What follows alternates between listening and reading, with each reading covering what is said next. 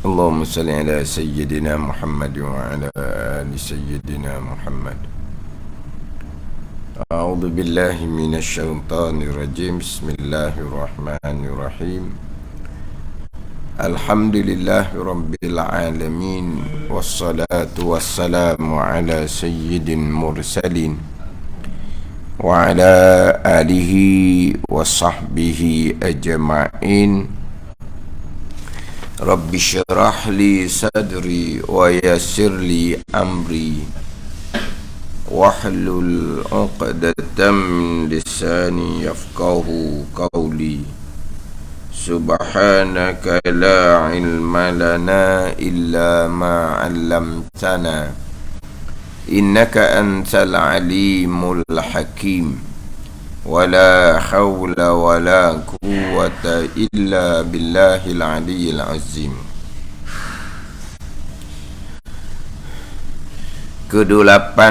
Kedelapan daripada 10 syarat untuk sah membaca Fatihah, rukun yang keempat. Bahawa membaca akan Fatihah pada hal berdiri atau gantinya,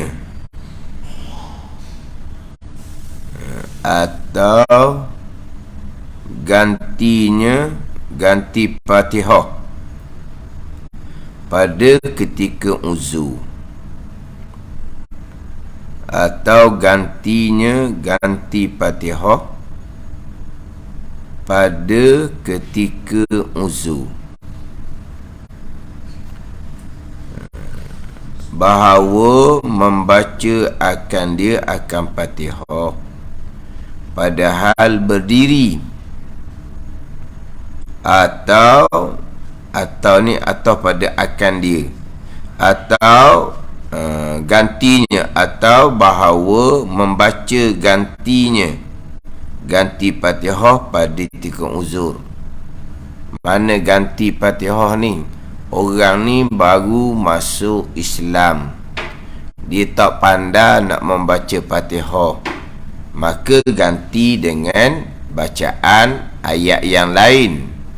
Kalau Fatihah pun tak pandai, ayat yang lain lagi tak pandai, diganti dengan zikir.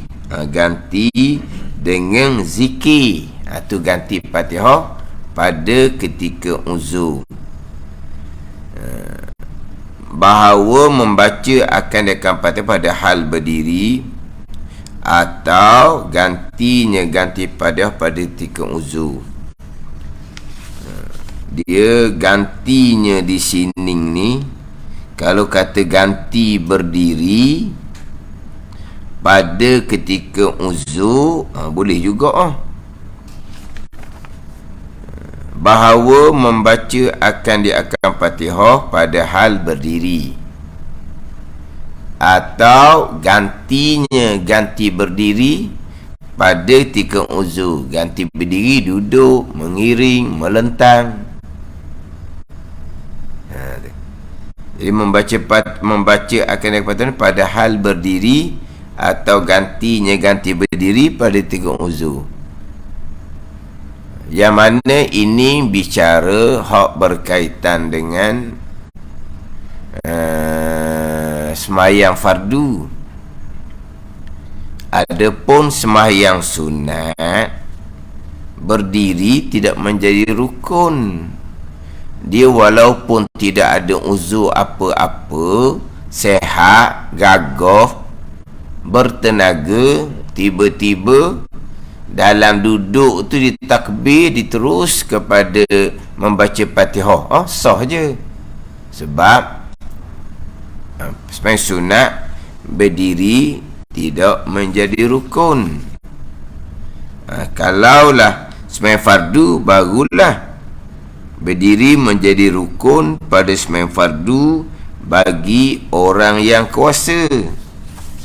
Kalau seseorang tu kuasa, maka berdiri menjadi rukun.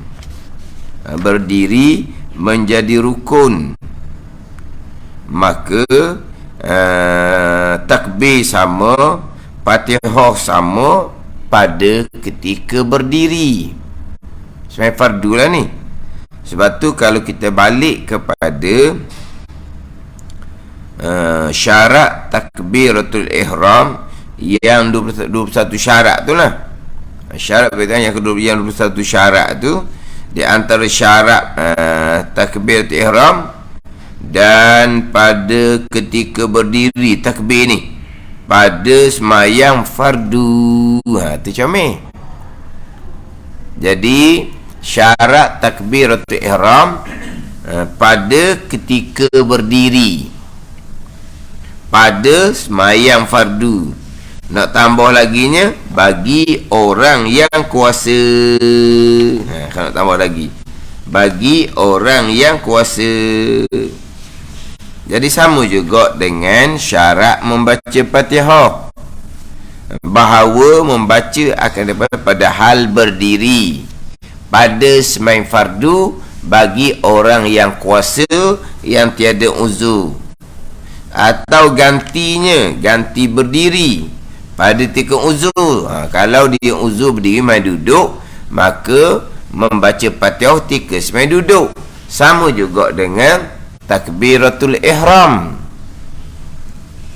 Jadi takbiratul ihram terdahulu berdiri takbir itu, dan pada ketika berdiri pada semayang fardu tu bagi orang yang kuasa.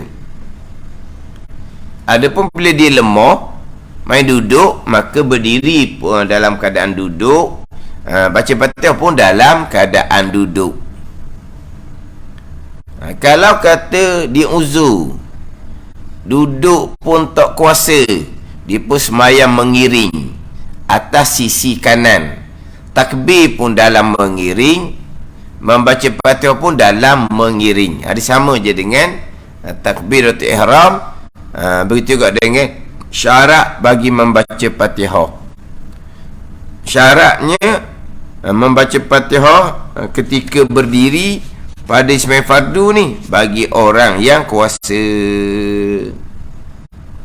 Tapi tak urah panjang.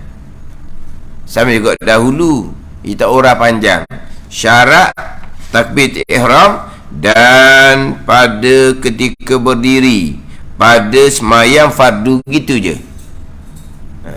Lepas tu kalau orang-orang tu uzur, ganti dia duduk, uzur juga duduk mengiring, uzur duduk, uzur juga mengiring, melentang atas belakang.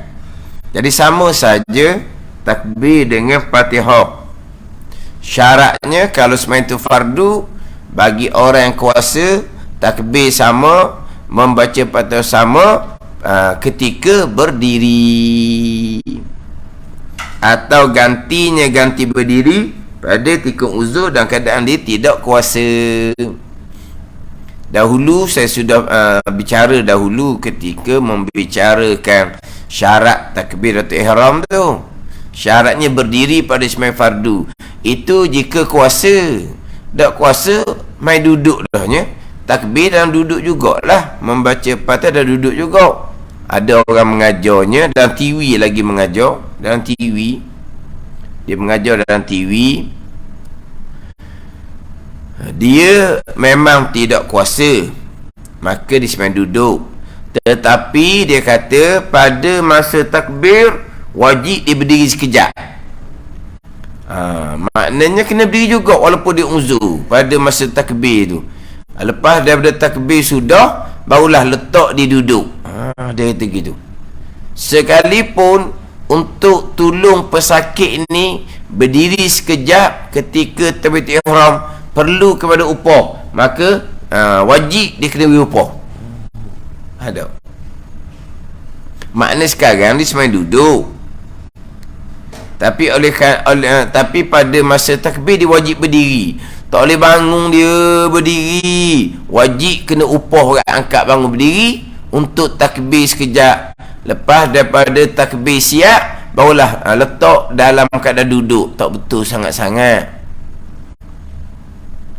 Memanglah takbir sama, membaca Fatihah sama, wajib pada ketika berdiri, pada sembahyang fardu bagi orang yang kuasa. Kalau dia lemah dah, tak boleh berdiri, maka takbirnya dalam duduk, membaca Fatihah dalam duduk. Duduk pun tak kuasa, mengiring melentang, samalah juganya. Takbir, membaca Fatihah ketika mengiring ataupun ketika melentang, ni gitu. Lepas tu saya sudah bicara ketika membicarakan syarat bagi rukun takbiratul ihram. Kalau dah uzur dah, tak kata takbiratul ihram wajib berdiri dah. Dia kalau orang tu kuasa berdiri pada sembahyang fardu yang wajib dilakukan ketika berdiri, takbiratul ihram, membaca Fatihah, rakaat dan i'tidal.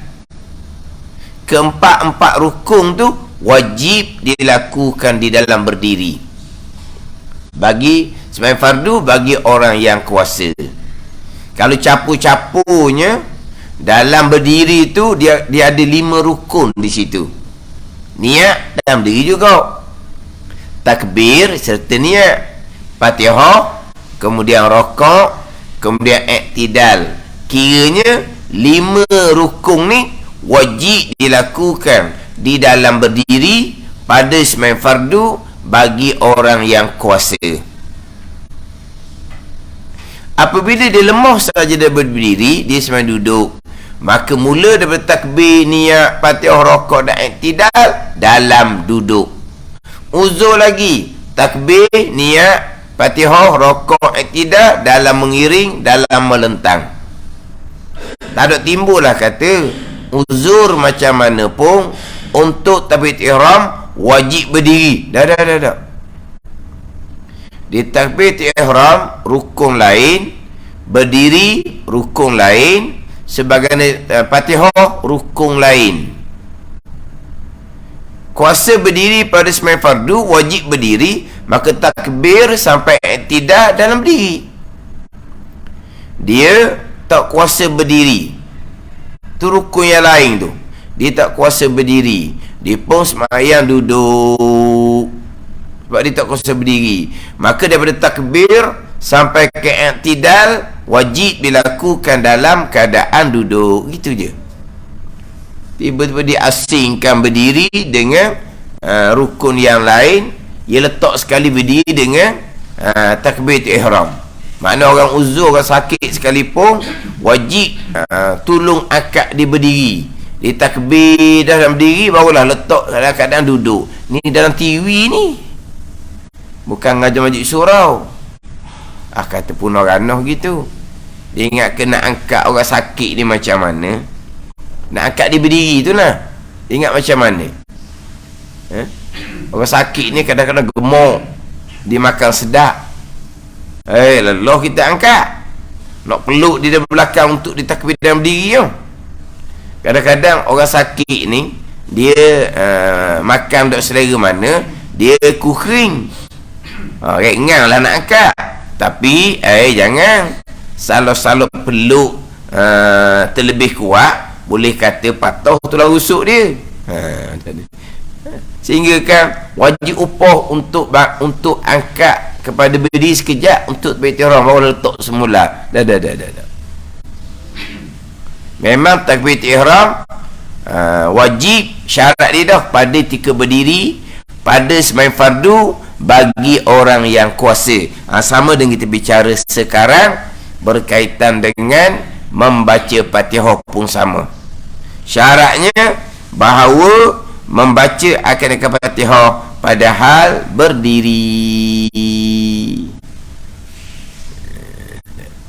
atau gantinya saya baca mula-mula tu ganti Fatihah, tu pada dobit, pada catatan, atau gantinya Fatihah, atau tu atas pada akan dia, bahawa membaca akan gantinya ganti pada ketika uzur. Kalau pergi pada gantinya ganti Fatihah, Ataupun gantinya ganti berdiri pada 3 uzur. Maknanya Fatihah ni wajib dibaca dan berdiri pada sembahyang fardu dia kuasa. Tak kuasa berdiri, Fatihah baca dalam duduk. Duduk tak kuasa di uzur, sembahyang mengiring, maka Fatihah wajib dibaca dalam mengiring. Tak kuasa juga mengiring melentang, maka membaca Fatihah dalam melentang. Memanglah kita membaca Fatihah berdiri. Cuma kadang-kadang ada orang dia bangkit agak lambat. Kerana dia uzur sikit lah, dia boleh berdiri, tapi nak bangun cepat tu dia tak cergah. Dia gemuk ke contohnya, dia nak bangun tu agak lambat sikit. Ada ni, dia gemuk contohnya. Tok Imam mungkin membaca Fatihah 2-3 ayat dah, dia masih lagi tak tegak lagi sebab dia gemuk. Ni jangan cepat-cepat bismillahirrahmanirrahim. Kalau tak berdiri lagi, baru duduk antara sekongkau rokok ni, sekongkau rokok dengan berdiri tu, baru duduk tengah tu, jangan baca lagi bismillah, sebab tu tak sah lagi rukun berdiri tu. Dia ini rokok yang akmal, rokok yang comel. Sekongkau rokok gini, sekongkau rokok, ulur tangan, perut tapak tangan, boleh pegang kepala lutut, barulah sah rukun rokok. Jadi kau rokok gini, berdiri gini, maka tengah duduk sini. Kalau duduk sekodon ni, tak panggil rukun berdiri lagi ni. Janganlah dia belum lagi tegak, sebelum sampai rukun berdiri dia bismillahirrahmanirrahim, tak sah tu, sebab belum lagi masuk pada rukun berdiri. Orang nak baca cepat sebab tu Imam 2-3 ayat dah baca Fatihah, nanti kan tak sempat nak baca Fatihah. Sebab dia buat contoh tadilah, contohnya dia uzur, dia gemuk. Dia gemuk, jadi orang gemuk ni kadang-kadang dia nak bangun berdiri tu lambat. Jadi nak tegak tu jadi lambat. Dia bangun tu sampai separuh tu dia bismillah dah. Itu belum lagi masuk hukum berdiri tu, tak sah. Sebab syaratnya membaca dia akan Fatihah pada hal berdiri. Tapi oleh kerana dia bangun tu lambat, kalau kita katalah rakaat ketiga, rakaat kedua dah apa bangun lambat pun, sebab tu Imam ada surah, lambat lagi tu Imam nak rokok. Tapi kalau lepas tasyahud awal bangun pada berdiri, kalau makmum gemuk ni lambat, dia nak sapa ke tegak berdiri dia tu Imam mungkin 3 ayat Fatihah dah bacanya, jadi sekejap dia Imam rokok. Maka apabila dia lambat berdiri kerana uzur, kerana gemuk tadi contohnya, maka berdiri kat 3 ke 4 samalah, 3 ke 4 sama-sama tu Imam tak ada surah. Jadi kat 3 ke 4, jadi sekejap Imam rokok, tak dapat masa satu Fatihah dan berdiri makmum tadi sebelum Imam rokok, maka masbuklah makmum tu. Bila masbuk Imam rokok, maka rokok serta merta. Baki Fatihah ditanggung oleh Imam. Rakaat mana ni? Rakaat 3 ke 4. Kalau rakaat kedua, dah bila rakaat pertama ni, rakaat kedua makmum ni gemuk, dia berdiri mungkin lambat, tapi tak ada masalah mana, sebab tu Imam akan membaca surah. Jadi tu Imam nak rokok lambat lagi, permasalahan akan berlaku rakaat 3 ke 4, sebab Imam hanya membaca Fatihah. Oleh kerana orang gemuk ni dia bangun tu lambat, jadi dia tegak saja sampai ke Imam rokok, tak dapat masa satu Fatihah. Sebab masa dia tegak tu Imam baca 3 ayat dah Fatihahnya, sekejap Imam rokok, tak dapat masa satu Fatihah. Jadi makmum tadi makmum masbuk. Bila makmum tu masbuk, makmum tu wajib rokok serta merta, baki Fatihah ditanggung oleh Imam. 3 ke 4 masbuk apa lagi? Masbuk kat pertama saja, salah sangat-sangat kalau diajar masbuk kat pertama saja, salah sangat-sangat. Tak betul. Muafiq masbuk berlaku pada tiap-tiap rakaat, bukan hanya rakaat pertama saja. Ini kalau dulu-dululah. Sekarang ni kurang sedikit. Kalau dulu-dulu masbuk rakaat pertama saja. Salah sangat. Masbuk berlaku pada tiap-tiap rakaat. Kalau dulu-dululah, tapi ni sudah berubah. Dulu buku sekolah rendah darjah 5. Jadi bicara muafiq masbuk ni darjah 5, bukan bicara sekolah menengah. Kalau kita muafiq masbuk ni tak pandai, kita darjah 5 tak lulus lagi ya. Dah sungguh ni. Dia muafiq masbuk darjah 5, bukan sekolah menengah. Tapi kalau buku sekolah dulu, pekat dululah, biar sekarang ni lain dah. Dia tulis dalam tu benar. Rakaat pertama salah gitu. Yang tulis buku tu 2-3 orang nama belakang. Yang mengesah ke apa gitulah. Yang tulis ke, yang mengesah ke, 2-3 orang nama di belakang buku tu. Buku sekolah kalau rendah darjah 5. Kemudian yang mengajar di sekolah pula ribuan ustaz mengajar. Dah kalau rendah kan mengajar belaka kan? Dah kalau rendah satu Malaysia berapa ribu? Berapa ribu tak tahu sekolah. Memang salah sangatlah buku tu. Cuma kemudian tu dia ada penambahbaikan. Maka comel sikitlah dia punya huraian tu. Tak ada lah rakaat pertama, tak ada. Dia sebut ni rakaat pertama berlaku pada tiap-tiap rakaat. Tapi dulu memang ramailah orang yang berfahaman muafiq masbuk ni hanya berlaku rakaat pertama saja. Tu tak betul sangat-sangat. Jadi contoh tadi rakaat 3 ke 4, makmum lambat beri tegak kerana makmum ni gemuk, itu contoh. Tak kira makmum ni gemuk ke, makmum ni sakit lutut ke, tak kira lah. Jadi dia lambat berdiri, maka imam rakaat dia tak dapat masa satu Fatihah pertengahan. Masa satu Fatihah pertengahan ni hak biasa-biasa saya tengok pada orang ramanya 25 saat. Jadi tegak makmum rakaat 3 ke 4 sampai ke imam rakaat 20 saat je. Maka makmum tu dia panggil makmum masbuk. Saat-saat ni anggaran, bukan tengok jarum jam. Anggaran saja. Tapi kalau makmum ni seumpama tadi dia gemuk, dia lambat berdiri rakaat 3 ke 4, boleh jangka dah dia tak akan dapat masa tu. Masa dia tak akan dapat.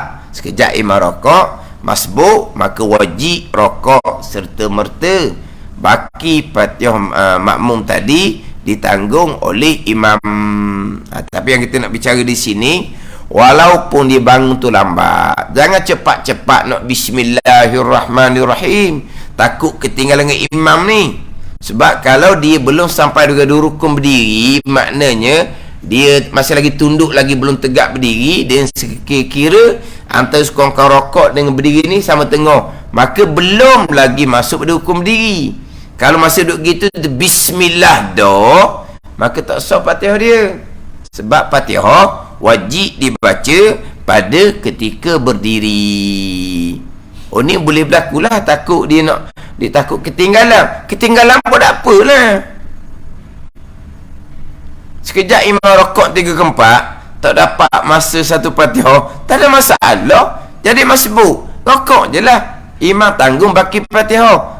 Kenapa nak cepat-cepat bismillah walaupun belum masuk pada hukum berdiri? Takut dia cepat sangat bismillahirrahmanirrahim tu. Dia kena masuk pada hukum berdiri, barulah dia memulai membaca Fatihah. Ni mungkin berlaku segelintir lah kalau orang hak macam tadi lah. Orang hak macam berdirinya lambat kerana dia uzur. Jadi bismillah tu Fatihah